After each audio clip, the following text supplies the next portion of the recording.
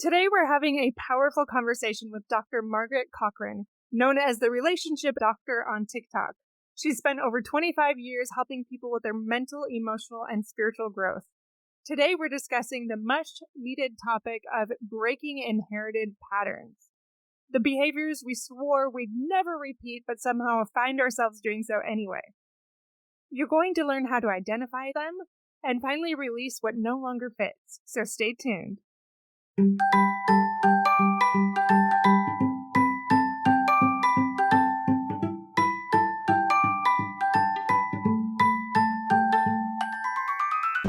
Welcome to Fulfillment Therapy. I'm Kendra Nielsen, wife, mom, and licensed therapist. Do you ever feel like you're doing everything right, but you're still exhausted and empty? Did you think life, marriage, and parenting would be simpler and more rewarding? Sometimes you just want to crawl back into bed and lose yourself in screen time and chocolate, rather than face that personal or family stress. You are not alone. This podcast helps you break free of the rat race and build a richer, more meaningful life, flourishing incrementally and realistically, improving your mental health and wellness, and living with deeper purpose beyond the mundane, no matter where you are in life's journey.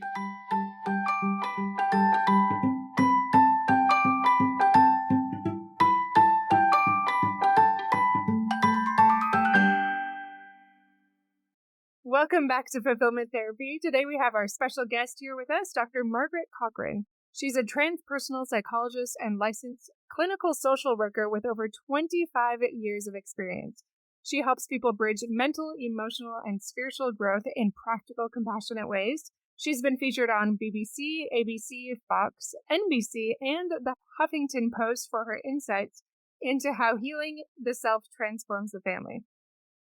As the relationship doctor on TikTok, Dr. Margaret shares tools that help parents and partners move beyond survival mode, teaching how to quiet the inner critic, release guilt, and cultivate authentic connection at home. So very excited to have you on the show today. Thank you for coming on. Oh, it's such a pleasure to be here. Thank you for inviting me. I'd just like to hear in the beginning a little bit about how you got into this space and why you're passionate about it. Actually, my first graduate degree was in education, so I was a teacher. I realized as I was teaching that more and more people were needing things from me that were not about multiplication tables and how to spell. And that drew me to my next graduate degree, which drew me to my next I just collect them. I don't know what to say. I'm either confused or sadomasochistic. I'm not sure which it is. But the bottom line was that I kept looking more and more for ways to help people get beyond their stuckness. Yeah. And there are lots of different kinds of stuckness, aren't there? It can be about ourselves, about our personally, it can be about our career, about our kids. There are all kinds of ways that we can get stuck. But finding ways to get out of getting stuck opens the world in an amazing manner that often in our stuckness we can't even imagine. Yeah, definitely. And that's what I'm so excited to talk to you about today. So more specifically, generational patterns and getting unstuck from those. So why is this particular thing exciting to you, and what have you noticed as you've started to delve into that? It's particularly exciting in a clinical sense to me because I see the damage it does. And I see how if you don't stop the dominoes from falling, they will continue to infect future generations. And that's a cruel thing.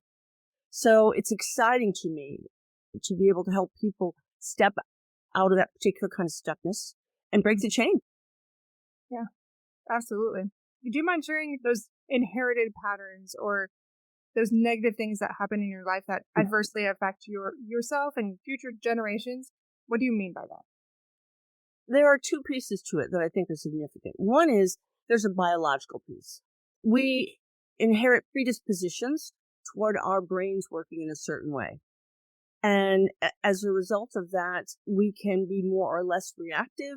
We can have a tendency toward mental illness. And those are all things that create patterns that are often destructive to ourselves and others. And then the second piece is the socialization piece, where what we're surrounded with, what we're exposed to, is what encourages us to either make those predispositions bigger or mitigate them and make them smaller. So in my work, the trick is, one, to get the diagnosis correct if one is needed, and two, to be able to help the person learn new ways of interacting with others that are more constructive and more loving to themselves and everyone they encounter. So what are some of those typical patterns, especially since our audience is often parents in their middle ages, a wide range of kids that are middle school, elementary school, all of that, high school? What do you notice with that demographic that comes up as those patterns that are adversely affecting their lives where they feel like really stuck? Can you give us some examples? Yeah, here's one. Perhaps there was a pattern that your parents had that you didn't like. And maybe they used to scream at you or swear at you or something, things like that. And you swore, when I grow up and I become a parent, I'm never going to do that. I swear I'm never going to do that. And then one day your kid does something and out of your mouth comes the very thing you swore you'd never do. And you think to yourself, what's happening to me? Mirror on the wall, I am my parents after all. What's going on? You got to remember that when you are exposed to something, a way of thinking or a way of feeling over a long period of time, you literally create grooves in your brain, neural pathways, okay? And the deeper that groove, the more apt you are to use it. And guess what? Under stress, difficult situation with a kid, parent, under stress, what do we fall back on? Our oldest learned behaviors. And what are our oldest learned behaviors? Those deeper grooves. So, although here you said, I'm never going to do that, back here you say, yeah, that's what we do. You just do that. Yeah. With that in mind, I think about my mom, a wonderful woman in so many ways. And we often felt as kids like a burden. There's 7 siblings, a lot of us. And now I have compassion for that woman that was trying to raise 7 children and by herself for a while. But growing up feeling like I was a burden, I said just that. You know what? I'm never going to make my kids feel like they're a burden. I'm never going to make them be so busy and so preoccupied mentally that they feel like they can't ask me anything.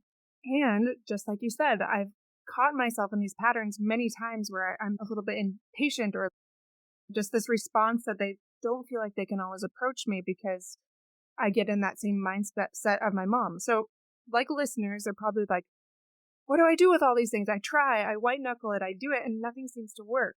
What would you say to them or to me? Okay. I like to use the Mississippi technique. And when I was a school teacher, I used to teach kids how to spell that. Now I teach people how to use that in a different kind of way. Basically, a child does something. And of course, you have this initial deep-seated response, reflexive, whatever your mom did in this case. But before you open your face, in your head, say 1 Mississippi, 2 Mississippi, 3 Mississippi, and then ask yourself, okay, what just happened? And then you will respond. Now, why is that so important? Because it's giving your prefrontal cortex time to catch up with your amygdala, which is your emotional center. And then you have the freedom and the power to respond the way you want to instead of the way your programs do. Oh, so simple, but very profound. So what are we saying? It's more like 6 seconds, but it's that curiosity, that pause in between the two of them, right? Another thing you can do in that pause period, if you do your first 3 Mississippis, which are silent in your head, you can ask your kiddo to repeat what they just said. Now, in many cases, they'll back down. But if they don't, you do some more Mississippis and then give your response. And I guarantee you will like your response so much better. Yeah. In fact, I teach kids how to do that for themselves in responding to social situations. And I've had kids say to me over the years, so you're doing Mississippis right now, right? I say, yep, that's exactly what I'm doing. And I'll let you know when I'm done, and then we can talk about this. It's almost normalizing it, and it's okay if they know, and you're just saying, hey, I need a little bit of time to maybe respond better than I have in the past, or share that, or you just keep it to yourself? Absolutely, yeah. And when I was a school teacher, there were days. So sometimes when I was just overwhelmed, I had this little orange cone, and I'd put it on my desk, and I'd say, "I'm in the cone zone right now. Everyone leaves me alone." And it was only like a minute or two, but the kids learned to respect the cone zone. And there were a few times when kids would come up and say, "Can I have your cone?" And they'd put it on their desk. I mean, they just had enough. So they needed that space. So being able to have cues, external or internal. If you get really angry with your children, the best thing to do is take a grown-up timeout. Okay, I need a minute. If it's safe, don't leave, obviously, a vulnerable toddler. Right? If it's safe, go, breathe, do your Mississippis, and then go back in again. It also gives the child a timeout. Without, sometimes when we do timeout, we don't always do it well. And because of that, they feel punished. So if you go take a timeout, it automatically gives them a timeout, and there's no negative connotation to it. I appreciate you speaking to that, because I think it is very easy to send that message that they're bad, they're wrong. The more that I've been practicing this too, I need to take a minute, I need to put myself in a timeout, however you want to say it. And they see it as like a good thing, and it models for them how to do it. So I appreciate you bringing that to light as well. Another question though, Margaret, is what about when people don't have that self-awareness? Like maybe your partner, your spouse recognizing like, oh, you're doing this just like your parents, but you don't want to hear it. Like for those of us that are like, no, that's not happening, I don't do it, I refuse to acknowledge it. What would you say to them, or maybe even just identifying what those patterns are that are affecting the family, but maybe they don't have the self-awareness to see? The most powerful psychological trait you can have is insight, your ability to look back on yourself. And if you don't have the ability to look back on yourself, what you can do is look at the people that you're interacting with and how your behavior is affecting them. Now, the thing that can be troubling is that depending on how you were treated, what your socialization was, you may feel very defensive, very uncomfortable with yourself. And so the idea that maybe you did something incorrectly or you did something wrong can make you so uncomfortable that you will create a narrative about why it's really okay.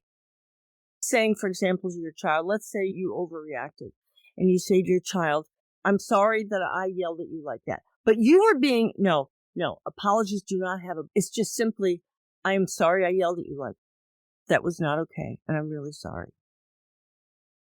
Now, let's talk about what was going on and how we're going to fix it." I love that. I am learning that much later in life. I've talked about this a lot before, but how many of us don't actually know a proper apology that's effective and helpful, especially to our partner or children. And yeah, I'm still practicing that one. So helpful, some of these things you're saying, that count to 3, doing that timeout correctly, almost even recognizing that defensiveness as a sign that, hey, maybe there's something amiss here. Maybe there's some generational patterns that are repeating. Okay, what about for those of us that we do see it, we do recognize those few things, and we're like, okay, that counting to 3 could help. But what if this feels so beyond them? Like they see it really intensely in their grandparents and their own parents. They hate it in themselves, and they're just feeling a little more stuck. What other thoughts or guidance do you have for us on what we can do, even if it's more long term? Call me. Yeah. Or someone like myself. Because whenever you're undergoing powerful change of any kind, whether it's losing weight, changing a job, getting married, getting unmarried, any of those big things, they have a profound effect on how you see yourself, on your ability to problem solve. The other thing that's very significant about it is that often people around you have a lot of opinions about things.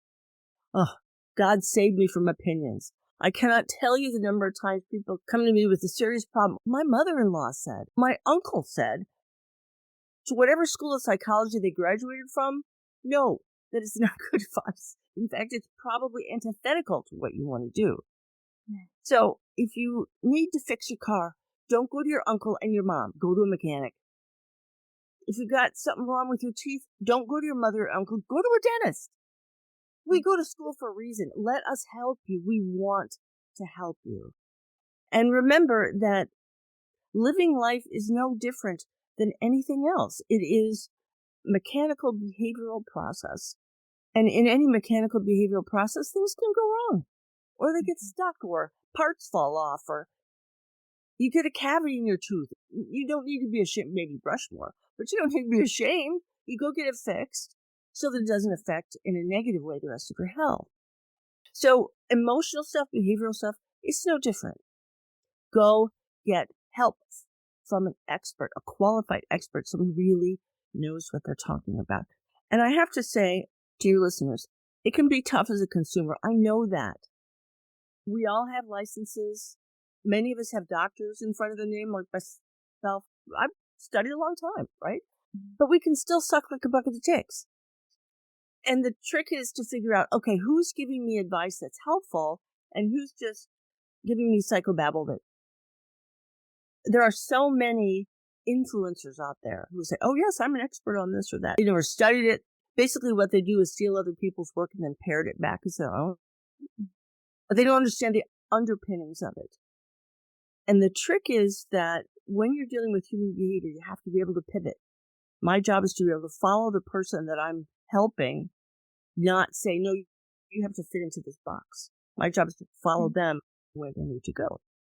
So getting some help and being proud of that.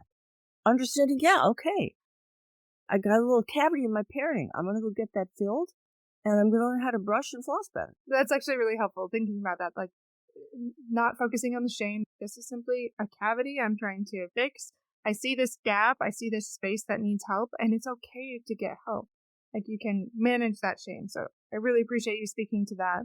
What else, when you think about your clientele, especially, like I said, those parents, what other things come up in parenting that really seem to adversely affect lives that would be helpful? To your point a few moments ago, there's a difference between shame and remorse. So let's speak to that briefly. Remorse is when you feel you've made a mistake. Mm-hmm. And when you feel you've made a mistake, you identify it, you ask for forgiveness, you make amends, you move forward. Easy enough. But if you feel shame, then you feel you are a mistake. And there's no coming back from that. So it makes it much tougher to heal if you're struggling with shame. And as a result of that, folks who are trapped in shame are often the ones who won't go get help because they think, what's the point? I am indelibly and irrevocably damaged, and there's no one who can help me. Oh, that just hurts my heart. But it's not true. It's a big fat lie. One of the biggest, saddest lies out there. You are not irrevocably damaged. There is always an answer. Now, I won't lie and say to you, yeah, every answer is easy. You just stand on one leg and hold your mouth just right, and everything's going to be fine. But as with any growth process, you break it down into steps. And again, whether you're doing self-help or whether you're working with a professional, such as myself, they help you break it down into doable steps so that you can accomplish whatever it is that's really important to you. But first thing, you have to identify the difference between shame and remorse. That's step one. That's huge. And there are, by the way, 5 rules of shame. You don't know what you know. You don't feel what you feel. To tell the truth is to betray, so you never do that. And rule number 5, my personal favorite, is you can't have a need someone else might not want to meet. So if you're living by those 5 rules, your life is hell, frankly. You can't see and feel anything reliably. You're not allowed to tell the truth about anything.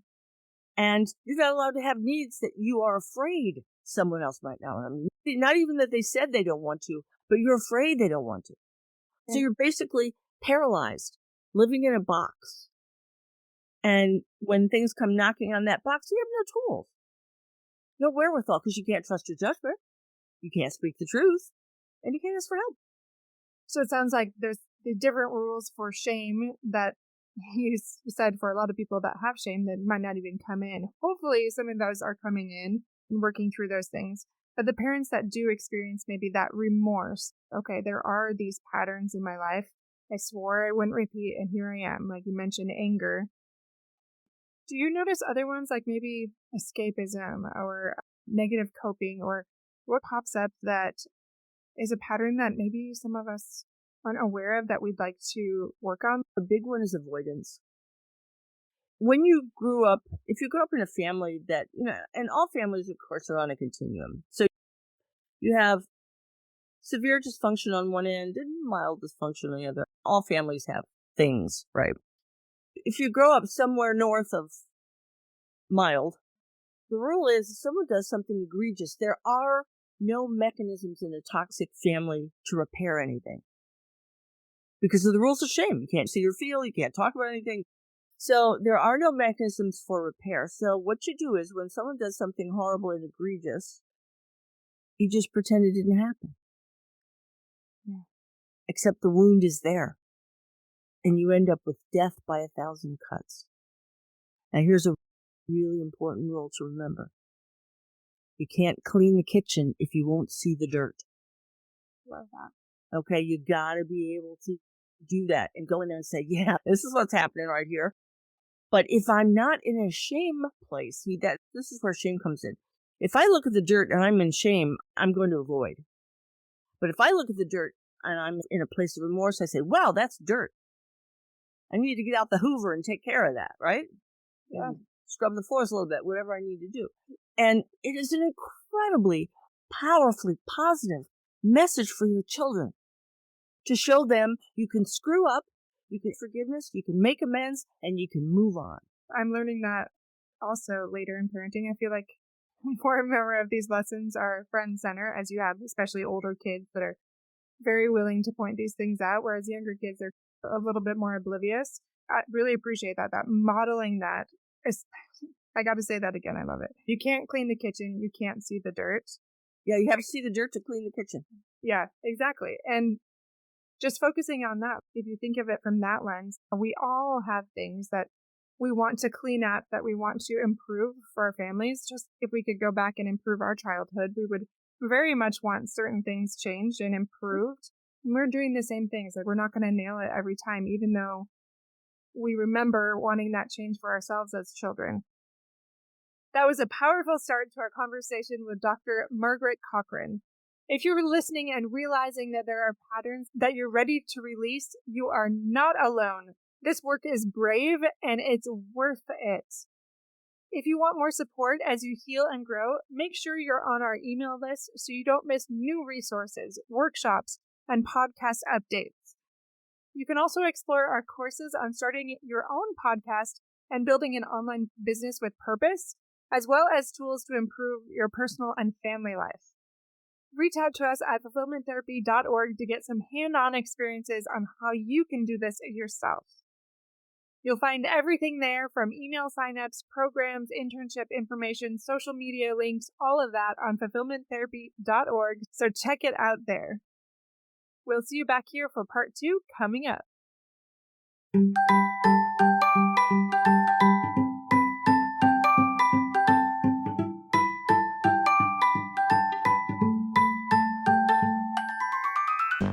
Hey friends, if you enjoyed this episode, a quick 30-second share can help someone else find support and help this podcast grow. Leaving a review on Apple Podcasts boosts visibility and keeps the show alive. Your simple acts make a big difference. I'll see you back here each week for more life-changing episodes.